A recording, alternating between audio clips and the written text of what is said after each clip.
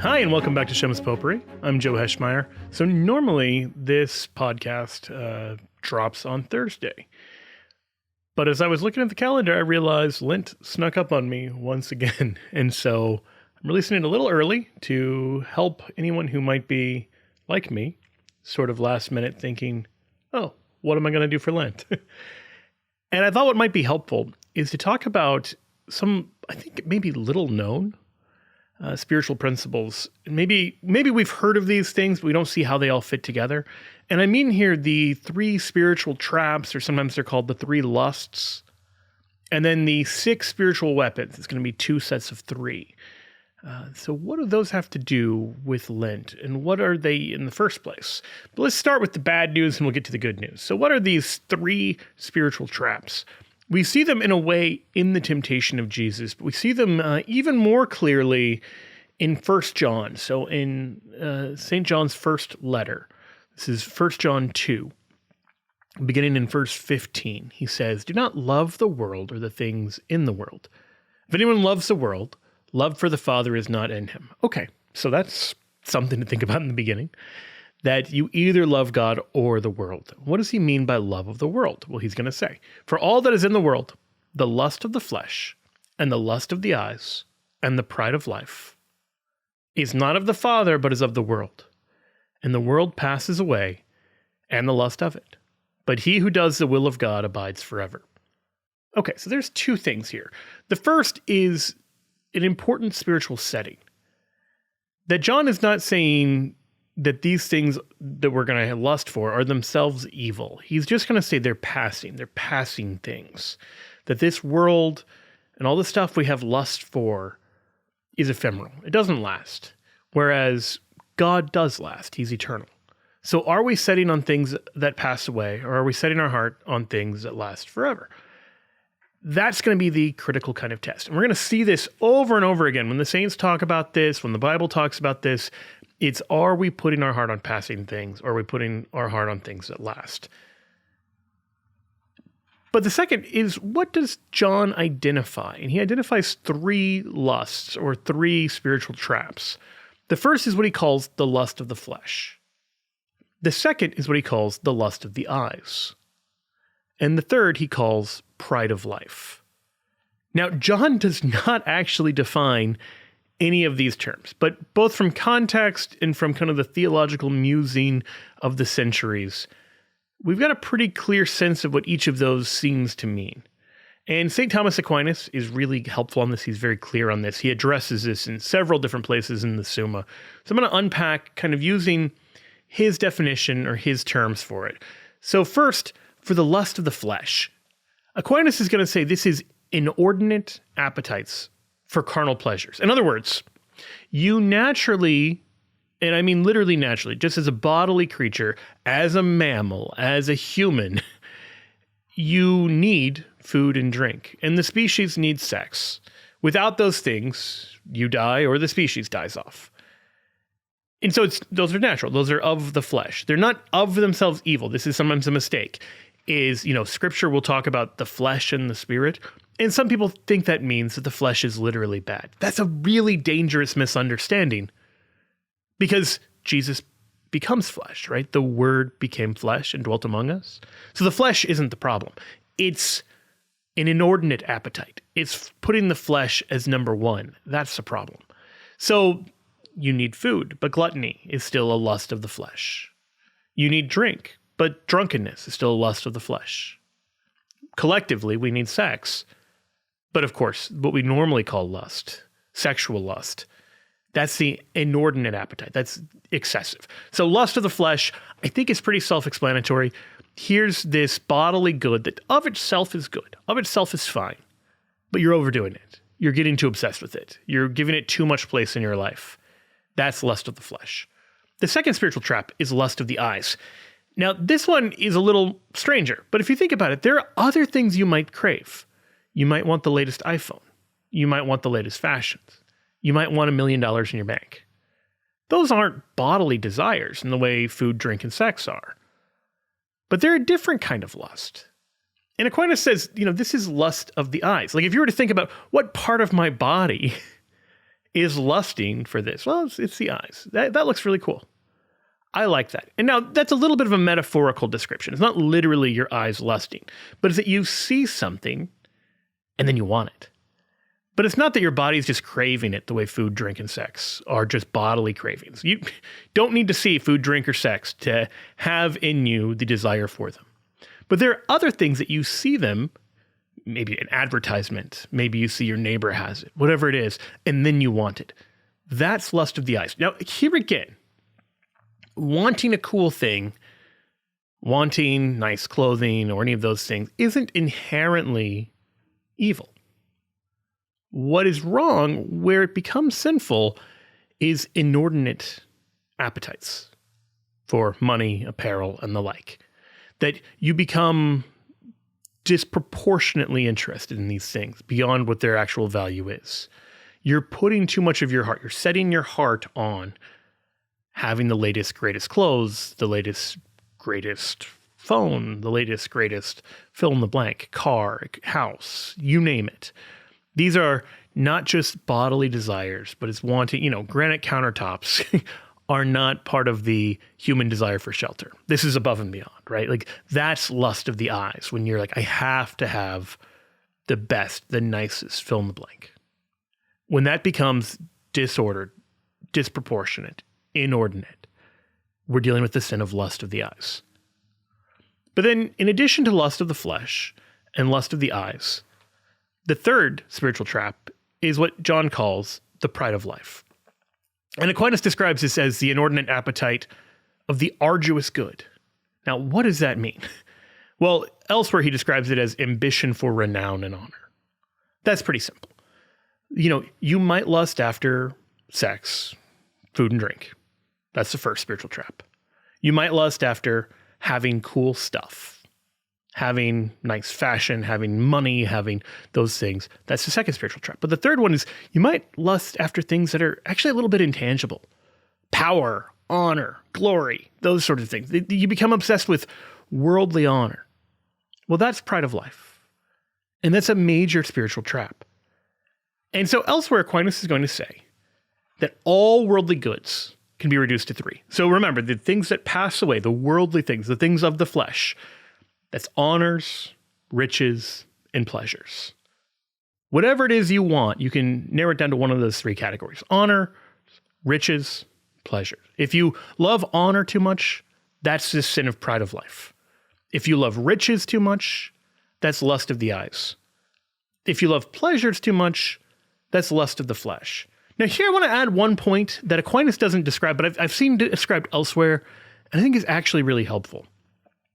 I don't remember who it was, but someone said, if you want $1 million, that's greed, right? That's a form of lust of the eyes. If you want $1 billion, that's pride.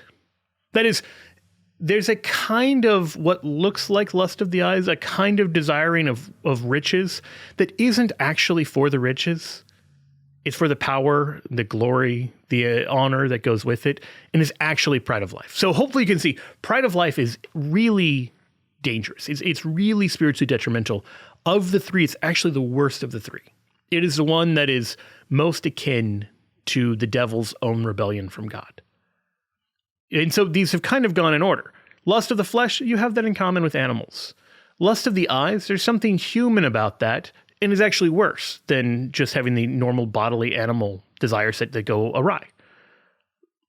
But pride of life, there's something that seems to be almost demonic about that. It's a spiritual desire to be basically in the position of God. Now, you may not articulate it that way. You may not think of it that way.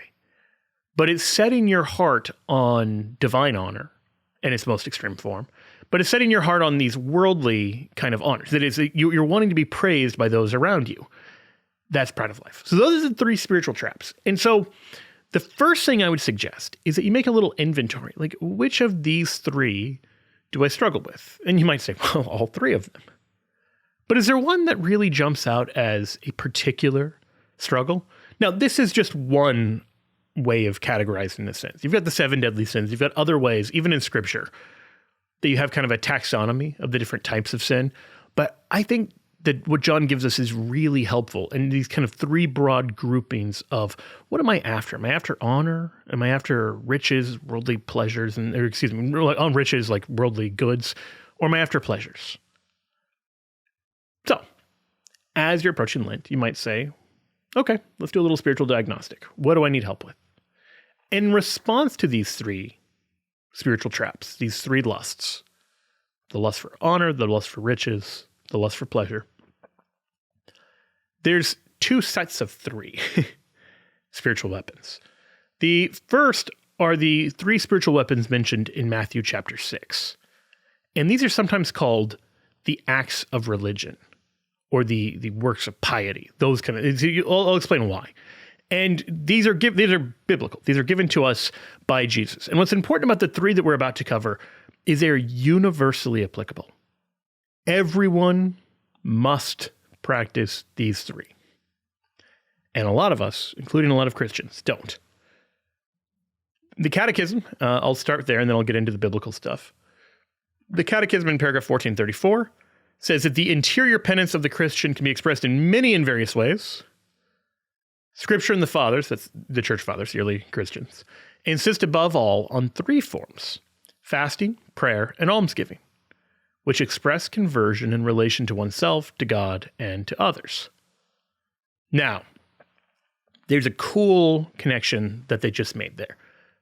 Because the point is this: in sin, we hurt our relationship to ourselves, we hurt our relationship with God, we hurt our relationship with our neighbor.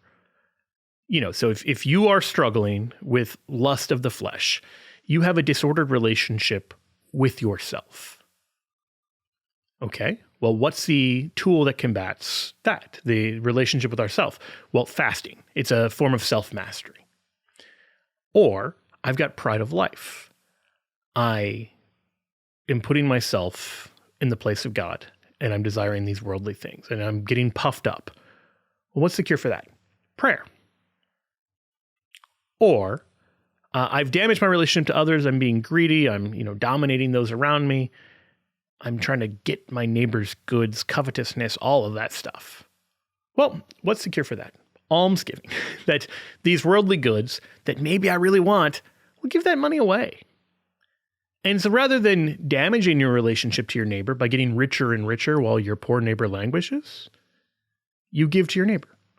So you can see, this is hopefully very clear, that the damaged relationship to myself is related to lust of the flesh. The damaged relationship to my neighbor is related to lust of the eyes.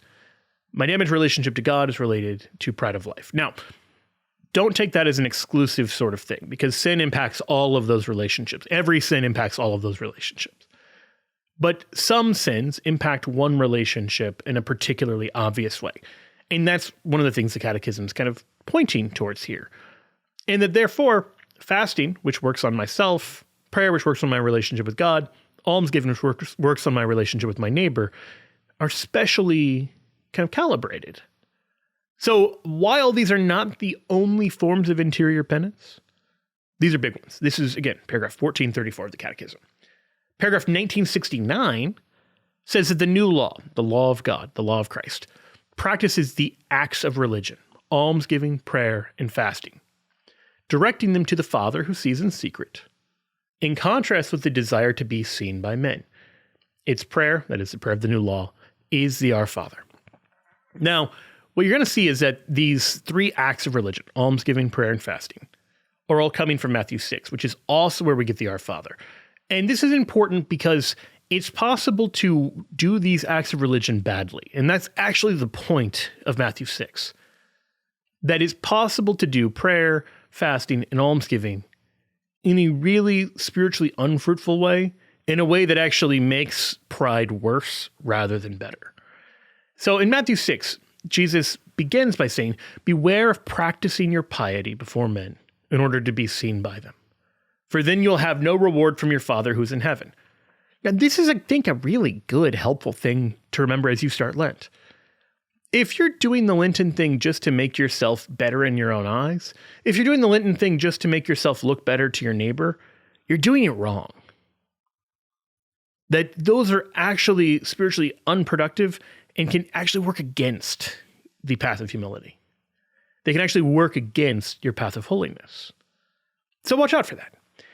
But Jesus mentions practicing your piety. Now, what does he mean by practicing your piety? He's going to identify three things. I bet you can guess what they are: prayer, fasting, and almsgiving. So in verse 2, he says, "Thus, when you give alms, sound no trumpet before you, as the hypocrites do in the synagogues and in the streets, that they may be praised by men. Truly, I say to you, they have their reward." That is, it's not spiritually beneficial for them because they're not really doing it spiritually.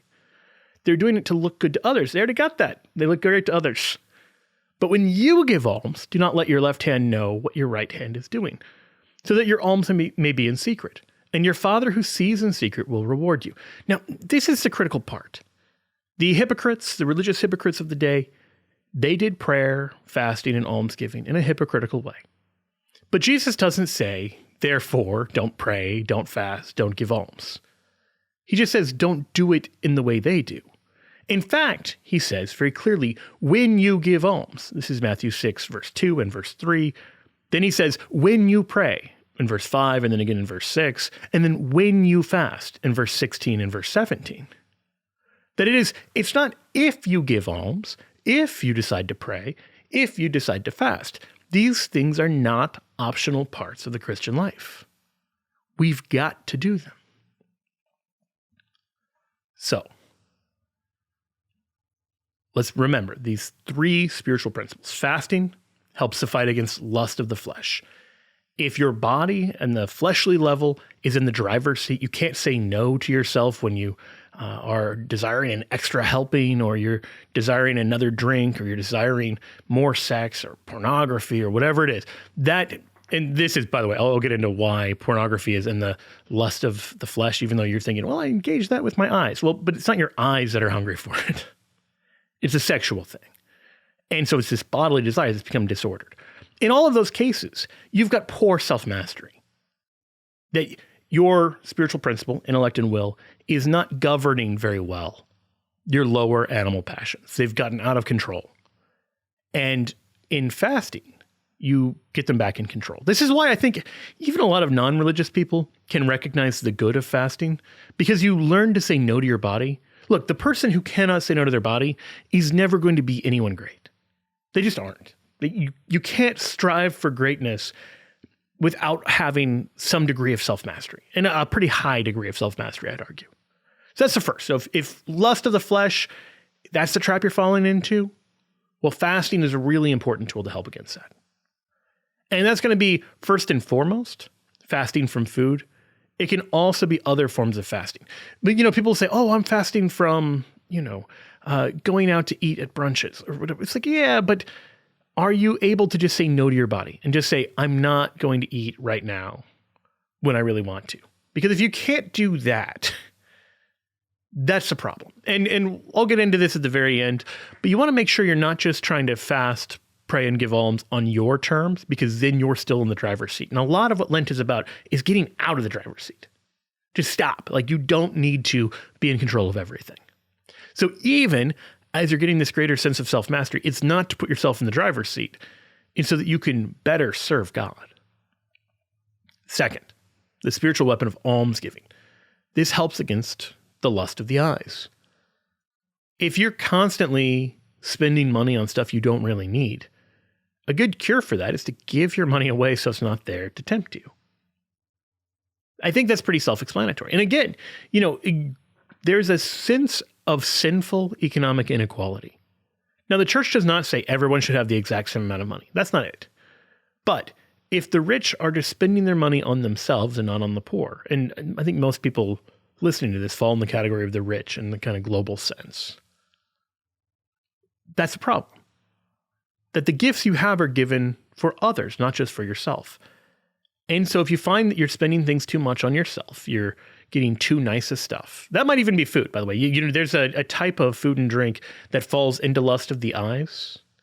Just as there's a kind of what looks like greed that falls into pride of life, there's a kind of, so if you're getting top shelf vodka, tequila, whatever, probably not vodka, that may not just be a craving for alcohol. That may be a lust of the eyes. You're wanting the the nicest kind of stuff.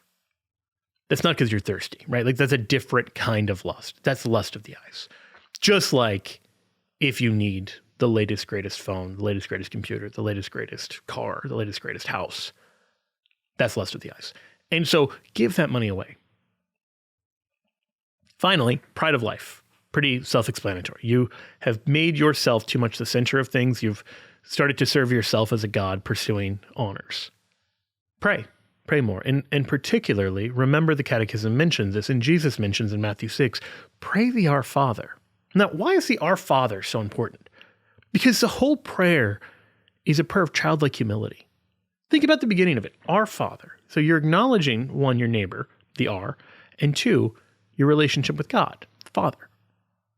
And then you're saying to him, hallowed be thy name. Not hallowed be my name. Hallowed be thy name. Thy kingdom come. Thy will be done on earth as it is in heaven. So it's all about what are the things of God and how do we put those things first rather than selfish things. So these are the spiritual tools. These spiritual weapons are universally binding. And we talk about them a lot in Lent for this reason. This is a particular time to get a little more serious about this spiritual fight. But this is a spiritual fight you should be waging in one way, shape, or form all the time. There's another set of 3 spiritual tools that are given in Matthew 19. These are the evangelical counsels. Now I'll get into what makes them different, but I just want to point them out because these we sometimes don't notice because they're a little more subtle. They're not as simple as just when you pray, when you fast, when you give alms. It's just right there. You can just read the words. You see the parallel in the text. These ones you have to pay a little more attention to, but Jesus gives us 3 other spiritual tools. Now, why are they called evangelical counsels? Because these are not given because they're necessary, the when you XYZ. These are given as striving for perfection. So the Catechism points this out, paragraph 1973, that besides its precepts, the rules, the new law also includes evangelical counsels. This is advice, in other words, not command. The traditional distinction between God's commandments and the evangelical counsels is drawn in relation to charity, the perfection of Christian life. The precepts are intended to remove whatever is incompatible with charity. We just saw that, right? Like the whole battle of prayer, fasting, almsgiving is just, in a real way, the bottom. It's the basement of Christian living. Because if you aren't praying, fasting, and giving alms, then you're probably still in one of the 3 spiritual traps that we talked about, one of the 3 lusts, or maybe more than one.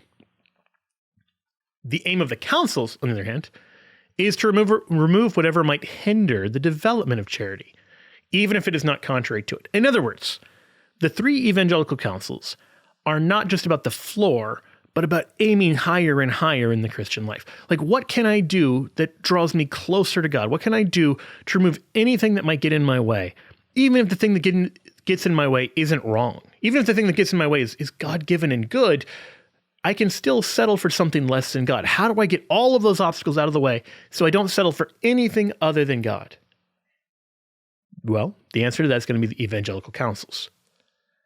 And again, the Catholic Encyclopedia says the difference between a precept and a counsel lies in this. That the precept is a matter of necessity. You have to pray, you have to fast, you have to give alms. While the counsel is left to the free choice of the person to whom it is proposed. It's just that. It's a counsel. You can freely ignore the counsel. But this is God-given counsel. God is giving you advice. He's not commanding you, but he's giving you advice for something to pursue. So what are the evangelical counsels? There are 3. Poverty, chastity, and obedience. And so when we talk about, for instance, professed religious vows, they take vows of poverty, chastity, and obedience, like monks and nuns. The type of chastity that we're talking about here is chaste celibacy, primarily. So poverty, chastity, and obedience. In each of these, we're talking about going above and beyond the universal call to holiness. We're talking about going above and beyond what's applicable to everyone, everywhere. And we get all of these from Matthew 19. In Matthew 19, in verse 16, the rich young man comes up to Jesus and says, "Teacher, what good deed must I do to have eternal life?" Jesus says, why do you ask me about what is good? One there is who is good. If you would enter life, keep the commandments. Notice, those are the precepts. Those are the laws. Keep the commandments. You can't go around sinning and expect to go to heaven. But then in verse 21, he goes, if you would be perfect, go, sell what you possess and give to the poor, and you will have treasure in heaven, and come, follow me. Okay.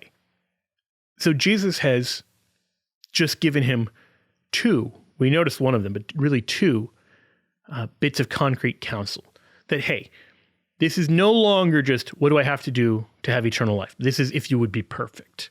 If you want treasure in heaven. If you want to go above and beyond, give up everything you've got. Embrace voluntary radical poverty. Now, notice, that is not universally required of Christians. We do not say, if you own property, you're going to hell. That's not the Christian teaching. But if you're really serious about wanting to pursue God with radical abandon, maybe you need to be free of everything. Maybe you need to give up everything you own to follow him. But then second, the come follow me. This is not just the universal call to believe in him. This is a more radical obedience, like the kind the apostles have. We're going to see this more directly in a minute, but I wanted to flag that we see primarily the counsel of poverty here. But this is actually going to also be related to the counsel of obedience. But also in Matthew 19, this is actually a little before that, we get the counsel of chaste celibacy. So Jesus presented his radical teaching on marriage, that divorce and remarriage is always forbidden. And the apostles are shocked by it. The disciples say to him, if such is the case of a man with his wife, it is not expedient to marry. That's Matthew 19, verse 10. And Jesus says, not all men can receive this precept, but only those to whom it is given. For there are eunuchs who've been made so from birth, and there are eunuchs who've been made eunuchs by men, and there are eunuchs who've made themselves eunuchs for the sake of the kingdom of heaven. He who is able to receive this, let him receive it. So notice, this is not a universally binding precept, but there are some people who are called to be what Jesus calls eunuchs for the kingdom. He doesn't mean that literally as, self-castration, but he's saying that you give up the God-given good sexual relationships between man and wife in pursuit of the kingdom of God. That you want heaven so much, you want the things of heaven so much, that even the ordinary goods of marriage and sex, you're going to forego those to pursue him in a radical way. St. Paul talks about this as well in 1 Corinthians 17. And again, you'll notice the language is not of a universally binding precept, but of counsel. He says in 1 Corinthians 7, verse 8, to the unmarried and the widows, I say that it is well for them to remain single as I do. But if they cannot exercise self-control, they should marry. For it is better to marry than to be aflame with passion. There's a clear delineation here. Lust, being aflame with passion, that's evil. Don't go that route. So if you need to get married to avoid that, by all means get married. That's bad versus good. But the distinction that he draws between marriage and being single as he is a distinction not of bad versus good, but of good versus better. That's the nature of the evangelical counsels, that they take you beyond what's universally required. If you want to go even higher, here's something else you can do. If you want to do more, here's something more you can do. And then skipping down to verse 25 of the same chapter, he says, concerning the unmarried, I have no command of the Lord, but I give my opinion as one who, by the Lord's mercy, is trustworthy. I think that in view of the impending distress, it is well for a person to remain as he is. So he's telling the unmarried people, I think right now it makes sense not to get married. And he says in verse 31 specifically, this is because the form of this world is passing away. Remember, the spiritual battle is, how do we turn our hearts and our minds away from passing things for eternal things? You are not required to give up marriage. You're not required to give up family. You're not required to give any of those things. But the person who does so, to turn their heart solely on the eternal, solely on God, is going above and beyond. And Paul says, I think that's a good idea. God doesn't require it. I think it's a good idea. So again, that's counsel, right? You can ignore that. You don't have to do it. But if you want to really strive, that's the way to do it. And then the third is obedience. Now, there's a type of obedience that's universally required. Just like there's a type of chastity that's universally required. And a type of not being greedy that's universally required. But in poverty, chastity, and obedience, we're talking about going above and beyond that. So when we talk about obedience here, in Matthew 19, we see that pretty clearly in verse 27. Peter says, "Lo, we've left everything and followed you. What then shall we have?" Notice, again, poverty is connected to obedience. They've given up everything, just like Jesus said to the rich young man, and they've followed Christ. And Jesus says to them, "Truly I say to you, in the new world, when the Son of Man shall sit on his glorious throne, you who have followed me will also sit on 12 thrones, judging the 12 tribes of Israel." Now, that's a really important verse, because Jesus is talking about a specific type of obedience. He is not just talking about the way all the disciples, small d disciples, follow him. He's talking in a particular way about the way the 12 have followed him. Notice the 12 thrones. He's talking about the obedience of the 12, that there's a type of obedience they've been called into as the 12, to give up everything, follow him, do everything he says. They quit their jobs, they give up everything. And he says this. He says, "And everyone who has left houses or brothers or sisters or father or mother or children or lands, for my name's sake, will receive 100-fold and inherit eternal life."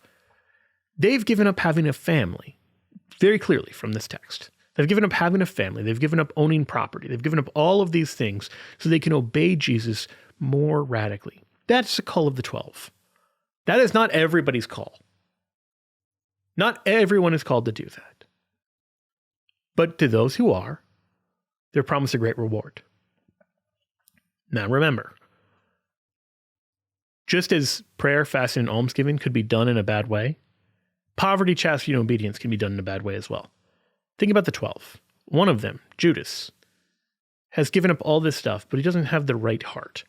So bear that in mind, that these are not mechanical. Like, this is not just if you write a check, giving away everything you've got, you're guaranteed a spot in heaven. It's not that. These are spiritual counsels. You can still do them badly by doing them with the wrong motive. You can still do them badly by having the wrong heart. We'll get into that all in a second when I get to the very last bit of spiritual advice. But nevertheless, poverty, chastity, and obedience, Jesus is clearly describing all three of those in Matthew 19 as being these ways of really radically following him that he promises to reward. Now, Lumen Gentium, Second Vatican Council document, says the evangelical counsels of chastity dedicated to God, poverty, and obedience are based upon the words and examples of the Lord. Now, notice that. That's actually something we haven't even talked about yet. That Jesus doesn't just tell us to have poverty, chastity, and obedience. He models them all perfectly. He lives a life of perfect celibacy. He lives a life of radical poverty. He lives a life of awe-inspiring obedience to the Father, even to the cross. So he shows us what poverty, chastity, and obedience look like, not just in his words, but in his deeds and his examples. But then these counsels were further commanded by the apostles and fathers of the church, as well as by the doctors and pastors of souls. The counsels are a divine gift, which the church received from its Lord, and which it always safeguards with the help of his grace. So it's not just about wanting to do these. These are actually gifts you have to receive from God. Like, you will not be able to just practice radical poverty, chastity, and obedience by yourself. But Lumen Gentium goes on to say, the profession of the evangelical counsels, then, appears as a sign which can and ought to attract all the members of the church to an effective and prompt fulfillment of the duties of their Christian vocation. In other words, nuns and monks are called to take vows of poverty, chastity, and obedience. We're not as lay people, but we should be inspired by what they're doing to say, how can I incorporate more of that spirit in my own life? And that is universally applicable counsel. Like, no, you don't have to tell your wife, sorry, honey, I'm becoming celibate. You don't have to say, sorry, honey, I sold the house so we can live radical poverty. You don't have to say, I entered religious life. In fact, if you try to do that, the church is going to say, no, you are not being called to that. But what are you being called to in keeping with your own state in life? How can you live a little more poverty, chastity, and obedience in your life? Lumen Gentium goes on to say, the people of God have no lasting city here below, but look forward to one that is to come. Since this is so, the religious state, that is, monks and nuns, whose purpose is to free its members from earthly cares, more fully manifest to all believers the presence of heavenly goods already possessed here below. In other words, one of the reasons there's celibacy for the kingdom is it's a reminder that in heaven, it's not all about sex. In heaven, it's not all about like gathering financial goods, poverty. In heaven, it's not all about like building up yourself and doing your own will, so obedience. That poverty, chastity, and obedience are reminders that these things are all passing. That the riches and honors and pleasures, the spiritual traps we always get caught up in, we're reminded of how ephemeral, how passing those things are by the holy example of people set aside for poverty, chastity, and obedience. And that we should respond to that not by necessarily taking those vows ourselves, but by saying again, what does that look like in my own life? And St. Thomas Aquinas actually talks about this too, because he makes this point. He says, and he's going to tie this back into the three spiritual traps. Now, the goods of this world, which come into use in human life, consist in three things, namely, an external wealth pertaining to the lust of the eyes or concupiscence of the eyes, and carnal pleasures pertaining to the concupiscence of the flesh, and honors which pertain to the pride of life. So again, if you're falling into a spiritual trap, you've become too tied up with external wealth, with carnal pleasures, or to honor pride of life. And it is in renouncing these all together as far as possible that the evangelical counsels consist. In other words, poverty, chastity, and obedience, those three things are suggested, counseled, because they're directly corresponding to the three spiritual traps. And he says explicitly, every form of the religious life that professes the state of perfection is based on these three, since riches are renounced by poverty. Carnal pleasures are renounced by perpetual chastity. And the pride of life by the bondage of obedience. So let's unpack that. If you love riches too much, that's the sin of lust of the eyes. The cure is poverty. Just like, remember, almsgiving before? Well, okay, maybe it's not just a one-time thing. Maybe you give away everything. If you love pleasures too much, that's the sin of lust of the flesh.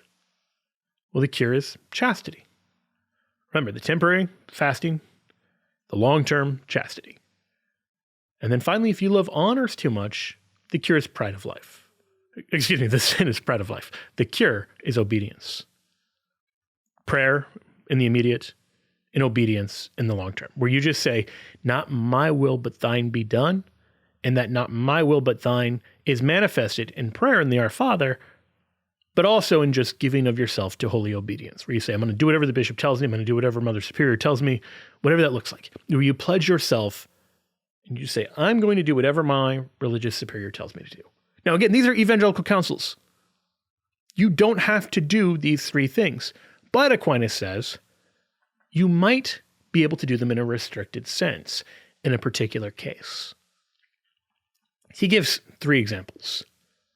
For instance, he says, when anyone gives alms to a poor man, not being bound to do so, he follows the counsels in that particular case. That is, you're not living a life of total poverty, but you're practicing the counsel of poverty here.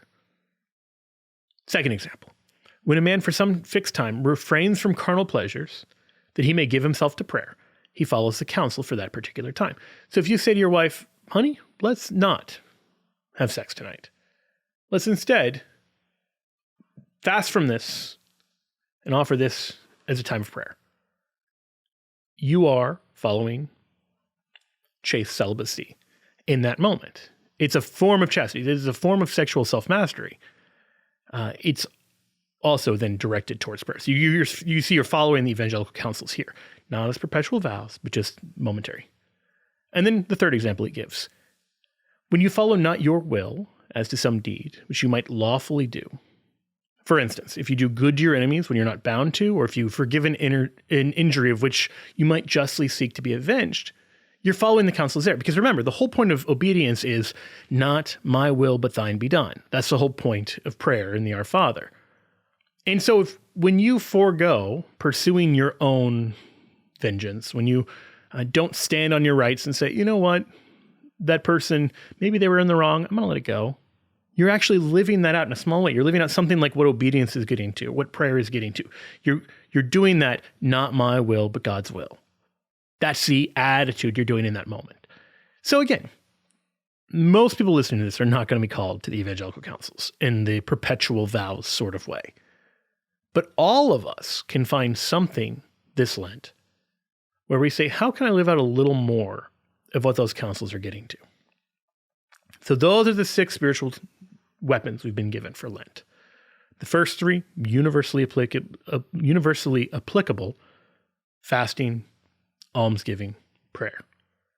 The second 3, not universally applicable, but there's something in them for everyone: poverty, chastity, and obedience.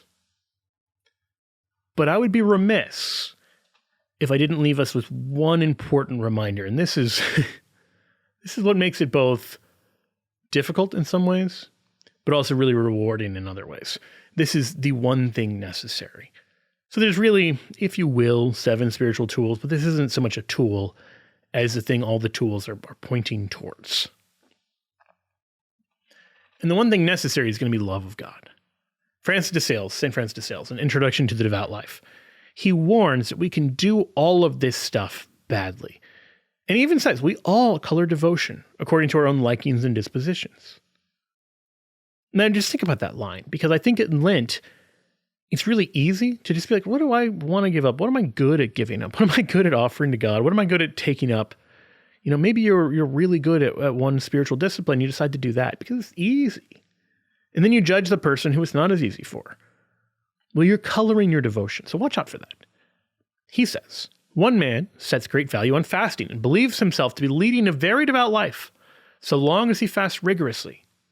All the while, his heart is full of bitterness. And while he will not moisten his lips with wine, perhaps not even with water in his great abstinence, he does not scruple to steep them in his neighbor's blood through slander and detraction. See, that's a great example because we can misdiagnose what we need. That person didn't need to focus on fasting, and fasting wasn't doing them a great deal of spiritual good.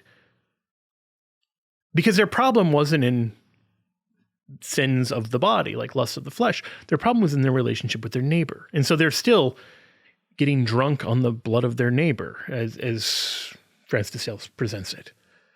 Another man, he says, reckons himself as devout because he repeats many prayers daily, although at the same time he does not refrain from all manner of angry, irritating, conceited, or insulting speeches among his family and neighbors. This man freely opens his purse in almsgiving, but closes his heart to all gentle and forgiving feelings towards those who are opposed to him. While that one is ready enough to forgive his enemies, but will never pay his rightful debts save under pressure. Meanwhile, all these people are conventionally called religious, but nevertheless, they are in no true sense really devout. See why I say there's something a little bit ominous about that. You can check off every box and still not really be doing the thing God wants you to do. That's what the Pharisees have been doing. Like, that's the whole point of Matthew 6. They're praying, they're fasting, they're giving alms, and they're missing the whole point. We shouldn't just sit there in judgment of them and say that, I thank you, Lord, I'm not like this Pharisee.